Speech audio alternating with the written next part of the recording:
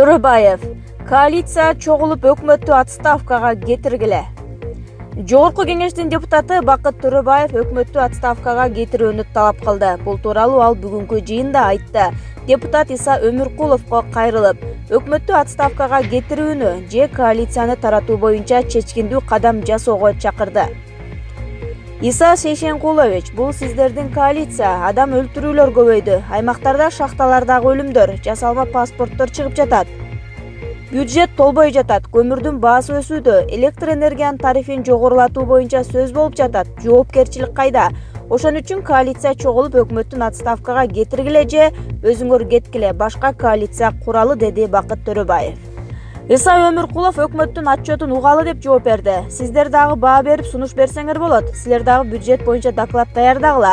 Жакса, колдоп беребиз. Биз өкмөттү өлгөнчө колдойбуз деп сөз берген эмеспиз, деп билдирди Иса Өмүркулов. Текебаев, президент эмес, анын тууганы, досу айылга келсе тосуп алып эмне дейт болду экен деп бузуп жатабыз. Конституцияны тарыхый кырдаалга жараша өзгөртсө болот, бирок баш мыйзамды өзгөртүү менен турмушту оңдой албайбыз. Биринчи кезекте Конституция иштеши керек, бирок ал бүгүнкү күнгө чейин четте турат. Мындай пикирин саясатчы Өмүрбек Текебаев Марал радиосуна берген маегинде билдирди. Биз эски адатыбыздан кайта албай жатабыз. Президент эмес, анын тууганы, досу да айылга келсе баарыбыз тосуп алып, эмне дейт болду экен деп бузуп жатабыз. Азыр коалиция ураса өкмөт башчы кызматтан кетип, мандатты президент алып калат. Ушундан улам баары өлкө башчыга көз каранды болуп, тегерегенде айланып жүрүшөт. Мен коалиция ураса мандат өкмөт башчынын өзүндө калуусун сунуштамакмын, дейт Текебаев. Ал белгилегендей, баш мыйзамдын негизги маселеси бийлик. Ушул кезге чейин Орто Азия өлкөлөрүндө түбөлүк президент болуу салты сакталып келе жатат. Бирок Кыргызстан ал салтты бузду. Ал салтты партиялар калыптандырды. Кыргызстан Орто Азияда жаңы мүнөзү менен айырмаланат. Дүйнөлүк коомчулук кыргыз эли эркиндикти каалаган, намыстуу калк экенин айтып жүрөт. Мен калктын жаңы мүнөзүнө салым кошкондордун биримин, дейт саясатчы. Кыргызстанда ички иштер органдары 9 айда уюшкан кылмыштуу топтун 130 мүчөсүн кармады. Алардын 13-ü буга чейин издөөдө жүргөн. Бул тууралуу ички иштер министри Кашкар Жумшалиев бүгүн 13 ноябрда парламентте маалымат берип жатып билдирди. Министрдин белгилешинче, 9 айда 13.200дөн ашуун кылмыш жана жорук катталган. Былтыркыга караганда 37 миңдей кылмыш көп. Алардын ичинен 1000ден ашууну оор жана өтө оор кылмыштарга кирет. Парламенттин 13 ноябрдагы жыйынында кылмыштуулук, коопсуздук маселелери боюнча өкмөттүн маалыматын угуу маселесин бир катар депутаттар көтөрүп, өкмөттү күн өткөрүүнү сунушташты. Эл өкүлү Кенжебек Бокоев кылмыштуулукка каршы күрөшүү багытында мыйзам кабыл алынганын белгилеп, күрөш токтодубу, көмүлдүбү деп суроо узатты. Буга чейин депутат Жанарбек Акаев өлкөдө криминал таасирин чындап жатканын айтып, бул багыттагы чабал иши үчүн өкмөттүн ишин сынга алган. Бишкекте кыска убакыттын ичинде адам өмүрүн алган кылмыштар катталды. Мадина базарында соода кылган Абдурахман Хуфур аттуу ишкер киши колду болуп өлтүрүлгөн. Бул кылмыш үчүн 8 адам кармалып, алар ишкердин автоунаасына ээлик кылыш үчүн ушул кылмышка барганы айтылган. Андан кийин Манас аэропортунун жанында турган автоунаанын багажынан киши колду болгон адамдын сөөгү табылган. Ал адамдын жанынан ири суммадагы акчасы каракталганы да айтылууда. Атамбаев Кой Таштагы окуясы боюнча камалгандарды бошотууну талап кылды. Кыргызстандын мурдагы президенти Алмазбек Атамбаев 7-8 августта Кой Таштагы окуяга тиешелүү катары кармалгандарды бошотууну талап кылды. Бул тууралуу Атамбаевдин 13 ноябрда тараткан билдирүүсүндө айтылат. Эгерде кандайдыр бир суроолор болсо, аларды мага беришсин. Мага канча абак мөөнөтүн беришпесин, бул бийликтин тушунда мен баарына даярмын. Бирок 7-8 августтагы окуялардын шылтоосу менен камалгандардын баары бошотулууга тийиш. Алардын болгон күнөөсү акыйкатка, мыйзамдарга, өлкө конституциясына ишенгени. Камалгандардын дарегине айтылып жаткан бул күнөөлөр ойго келбеген сандырактык жана бул адамдардын өзүлөрү шек саналып жаткан нерсеге эч кандай тиешеси жок. Мурдагы президент өзүнүн кармалышын жана Кой Таштагы үйүндө ок атылганын мыйзамсыз деп атаган. Мамлекетти башкарып турганда таза иштегенин, айрым досторуна жана жардамчыларына, күч түзүмдөрүнө абдан ишенгенин кайталаган. 7-8 августта Кой Таш айылындагы үйүндө мурдагы президент Алмазбек Атамбаевди кармоо операциясы жүргөн. Анда мурдагы президенттин тарапташтары каршылык көрсөтүп, эл менен кагылышуунун натыйжасында УКМКнын Альфа Атайын түзүмүнүн кызматкери полковник Үсөнбек Ниязбеков курман болуп, ар түрдүү жаратылган 175 адам ооруканага кайрылган. Бокоев Уюшкан кылмыштуулук бийликке согуш жарыялап калды. Бизде уюшкан кылмыштуулук менен күрөшүү болбой жатат же токтоп калган. Мындай пикирин Жогорку Кеңештин депутаты Кенжебек Бокоев билдирди. Бир нече депутаттар бир катар фактыларды аташты. Кимди өлтүрүп кетишти, кимдин бизнесин өрттөштү жана башка ушул сыяктуу. Ошонун негизинде мен айтып жатам, бизде кылмыштуулук менен күрөшүү болгон жок же токтоп калган. Мыйзамдар аткарылбай жатат. Муну карабасак болбойт, деди эл өкүлү. Тез жардам унаасын өткөрүп эреже бузгам деген айдоочу келген айып пулга нааразы.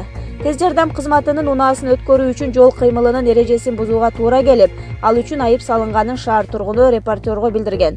Анын айтымында 1-октябрда Абдырахманов менен Горький көчөлөрүнүн кесилишинде тез жардам кызматынын унаасын өткөрүү үчүн эреже бузууга туура келген. Стоп линиядан өтүү. Жыйынтыгында 3000 сом өлчөмүндөгү айып салынды. Мен артымда тез жардам унаасы сиренасы менен келсе, мен эмне кылышым керек эле?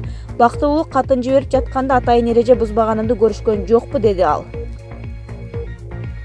Путин белек кылган шумкарлар үчүн Кыргызстанга ыраазычылык айтылды. Россиянын жаратылыш ресурстары жана экология министри Дмитрий Кабылкин Владимир Путин Сауд Аравиянын королуна берген шумкарлар үчүн Кыргызстанга ыраазычылык билдирди. Бул тууралуу аталган министрликтин маалымат кызматы кабарлады. Кабылкин 8 ноябрь күнү Кыргызстандын айлана чөйрөнү коргоо жана Токой чарбасы боюнча мамлекеттик агенттиктин директору Мирслав Аманкулов менен жолугуп, жаратылышты коргоо жаатындагы кызматташтык маселелерин талкуулаган.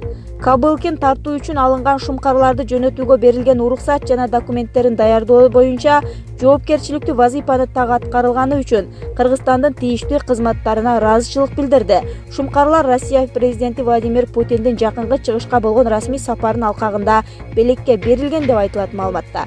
Эки тарап мындан кийинки кызматташуу боюнча пикир алышып, био түрдүүлүктү сактоо багытындагы алаканы бекемдөө зарылдыгына токтолду. Мындай кеп Россияда эл аралык орнитологиялык борбор жана бир катар питомниктерди ачуу тууралуу жүрүүдө. Ал эми буларды иштетүүдө жогорудагы шумкарлар өстүрүлгөн Мурас борборунун тажрыйбасы колдонула турганы айтылды. Белгилей кетсек, 14-октябрда Россия президенти Сауд Аравияга болгон расмий сапарынын алкагында король Салман ибн Абдул Азиз ал Саудка шумкар тартуулаган. Эртеси Баеде Абу Даби ханзадасы Мухаммед бен Заид ал Нахайнага да ушундай эле белек берген. Эки шумкар тең ысык көлдөгү Мурас борборунда өстүрүлгөн. Трамп Эрдоганга $100 миллиард келишим сунуштады. Эмне үмүт этүүдө? Дональд Трамп Тайип Эрдоганга $100 миллиард келишим сунуштаганын Вашингтон Пост басылмасы жазды. ЖМКнын жеке булагына таянуу менен маалымдаганына караганда, АКШ Туркияга келишимден сырткары санкцияларды өтүүчү сунуштарды айткан. Вашингтон Пост басылмасы Трамптын бул сунушу конгрессмендердин жинин келтириш ыктымал экенин белгиледи. Өткөн жумада алар Туркияга каршы санкцияларды киргизүүнү колдоого алышкан болчу. Белгилей кетсек, Эрдоган АКШга 12-13 ноябрда ис сапары менен келет. Туркия менен АКШ мамилесинин солгунданышына Анкаранын Россиядан С-400 зенит ракеталык комплексин сатып алуусу себеп болгон. Ракета комплекси 2020 жылдын апрель айынан тарта ишке киргизилет. Туркиянын мындай кадамына ачууланып, Россиянын курал жарагынын ордуна АКШнын Патриот комплексин сатып алууну сунуштаган. Бирок Туркия Американын мажбурлоосуна көнбөй турганын билдирип, сунуштан баш тарткан болчу.